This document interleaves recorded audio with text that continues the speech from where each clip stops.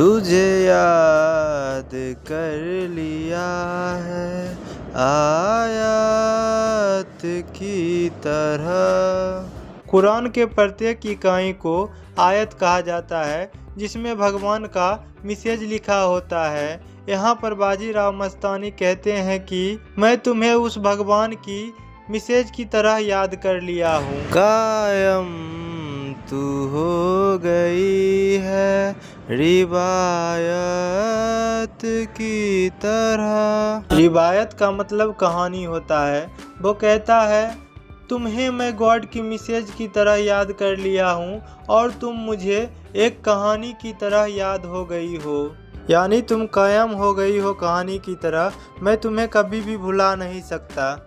मरने तलक रहेगी तू आदत की तरह। जैसे इंसान मरने तक अपनी आदत को नहीं छोड़ता है, उसी तरह मैं भी तुम्हें नहीं छोड़ूंगा। तुम आदत की तरह मेरे साथ जाओगी। ये तेरी और मेरी मोहब्बत हयात है। हयात का मतलब जिंदगी होता है। वो कहता है मेरी मोहब्बत जो है वो असल जिंदगी है। हर लम्हा इसमें जीना मुकद्दर की बात है और हर लम्हा इस मोहब्बत में जीना किस्मत की बात है।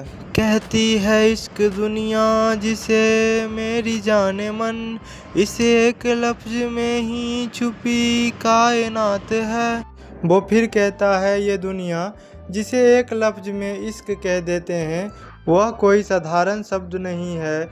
इस एक लफ्ज में ही आशिकों की पूरी कायनात छुपी होती है। मेरे दिल की राहतों का तू जरिया बन गई है। बाजीराव मस्तानी उसके प्यार में इतना डूब जाता है कि उसके बिना उसके दिल को सुकून नहीं मिलता है और वो अपने प्रेमिका से कहती है कि मेरे दिल की राहतों का तू ही जरिया बन गई है। तेरे इश्क की मेरे दिल में कैद मन गई है। वो हो या ना हो, वो हमेशा उसके प्यार में होता है, उससे मिलता है, बातें करता है और गले लग जाता है, यानी उससे मिलने की ईद मना लेता है। तेरा जिक्र हो रहा है इबादत की तरह। उसे वो ऐसे याद करता है जैसे कोई भक्त अपने भगवान को याद करता है।